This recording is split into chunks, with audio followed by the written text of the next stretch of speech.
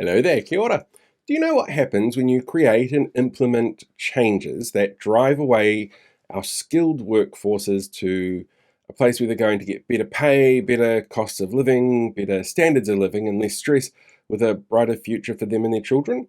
Well, you end up having to create stopgap measures that fill the holes in the leaking boat, and that's exactly what we've seen the past few days out of the government. Last week, Education Minister Erica Stanford announced a new straight to residence pathway for primary school teachers. It's based on one that they did last year for secondary school teachers. Now, it should be noted that part of the reason for an increased demand in teachers comes down to the Education Ministry having updated data that calculates the number of teachers that are required. But it should also be noted that this isn't the only reason that numbers need to be bolstered. Research undertaken last year showed teachers leaving for overseas was one of the two most common reasons for teachers leaving. The other was retirement. That 27% of advertised positions in secondary schools could not be filled, and 1 in 10 advertised positions had no applicants at all. And this is an issue impacting places all over the world, with a worldwide teacher shortage happening right now. So the prospect of coming to a place where the new curriculum and education is demanding the latest in educational outputs, like learning cursive and being forced to study medieval epic poems while the person who wrote the curriculum gets to go to select committees to praise measures that minimize equitable outcomes for Maori while living in a country with an expensive cost of living in the midst of the worst recession since the early 90s and surrounded by our failing infrastructure and our public services, where a minority party with way more influence than their 8% should give it tries to gaslight educators and say that principals are wrong when they say that the poorest communities have the worst educational outcomes and correcting that would benefit everyone. I'm sure that really appeals to anyone looking to move here.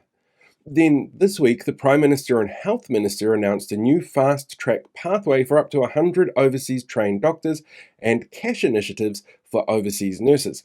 This fast track will take 2 years to come into effect, and we'll see those doctors out and about helping people then. So, hardly a quick fix, but announced the same day as the Public Service Association released survey data that shows 81% of healthcare workers say that cuts have damaged health services, that 86% of them say that these cuts make it harder for people to access healthcare, and 72% of them felt that the sector was underfunded. And while the government crows about the investment in the budget, it's not keeping in line with rates of inflation and population growth, so it becomes a shortfall in funding. Or, as the government calls it, overspending, because it's not giving the sector the funds it needs while culling what it considers backroom staff. Like the IT departments in charge of ensuring fractured, regionalized systems that house all our records that are under constant attack from hackers. That's the kind of backroom staff they're looking at getting rid of. That was always going to impact frontline services, despite what the government's claimed, with a commissioner now who has a vested interest in seeing private healthcare providers succeed. Well, that's all overspending, apparently, not underfunding, and it's not the fault of undervaluing one of our largest parts of the entire government public sector. It does raise an interesting question for me, though. If the funding increase in the budget was so amazing, then why did the government need to sink in all of this extra cash to fill the gaps? So weird how that happened.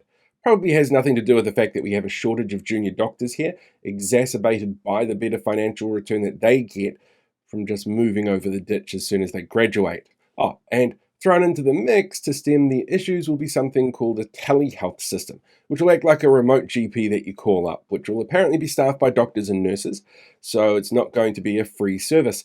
Doctors and nurses who are already stretched to breaking point because they're doing the work in both the front and back lines in an aging, stretched system that's been underfunded for years. So I'm sure nothing could possibly go wrong with that. Immigration is part and parcel of the way any country operates, but the numbers that we've been seeing over the past 12 months show a mass exodus happening which impacts important services like education and health. And funding cuts, not funding to rates of inflation and population growth, indiscriminate hacking and slashing of public service employee numbers to make sure landlords get their tax breaks. It makes announcements like these ones feel like rushed stopgap measures, like someone working in the boiler room of the Titanic with a bucket trying to stop the ship from sinking.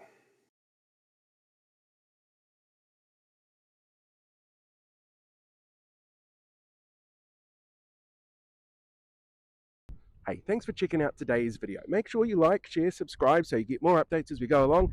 We deal with these guys for the rest of the year.